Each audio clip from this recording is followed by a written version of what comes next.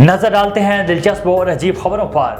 رشوت کا ناسور انسانوں کے ساتھ ساتھ جانوروں تک بھی پہنچ گیا۔ بندر نے خاتون کا موبائل بطور کھانا رشوت لے کر واپس کیا۔ انڈونیشیا کے صوبے بالی میں سیر و تفریح کے لیے آئی خاتون سیاح کا موبائل فون بندر نے چھین لیا اور واپس کرنے سے انکار کر دیا۔ سیاح کو اپنا فون واپس لینے کے لیے بندر کو بطور رشوت کھانے کی چیزیں دینا پڑیں۔ خاتون نے بندر کو پھل کا ایک ٹکڑا پیش کیا جو اس نے لے لیا، تاہم اس کے باوجود بھی فون واپس نہیں کیا اور فون واپس کرنے کے لیے مزید پھل کا مطالبہ کیا۔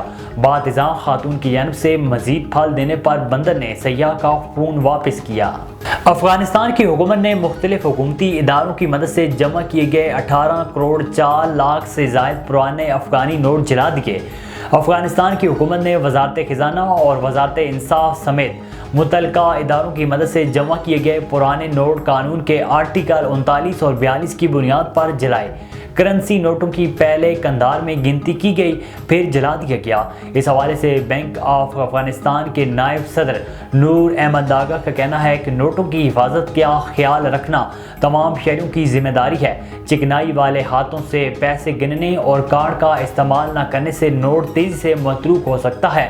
اپنے بیان میں انہوں نے مزید کہا ہے کہ افغانستان میں مقیم افراد تجارتی لین دین کی دوران نوٹوں کی حفاظت پر توجہ دیں۔ سوشل میڈیا پر مشہور ہونے کا شوق لڑکی کو مہنگا پڑ گیا۔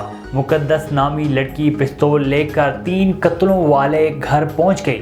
پستول والی لڑکی کو دیکھ کر مقتولین کے ورثاء خوفزدہ ہو گئے۔ اطلاع ملنے پر پولیس کی دوڑیں لگ گئیں۔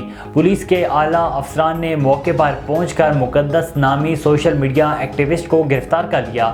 D S P Arif Khan نے بتایا کہ مقدس سے اسلحہ برآمد کر لیا گیا۔ انہوں نے کہا ہے کہ چند روز قبل شاہین آباد میں 3 افراد قتل ہوئے تھے۔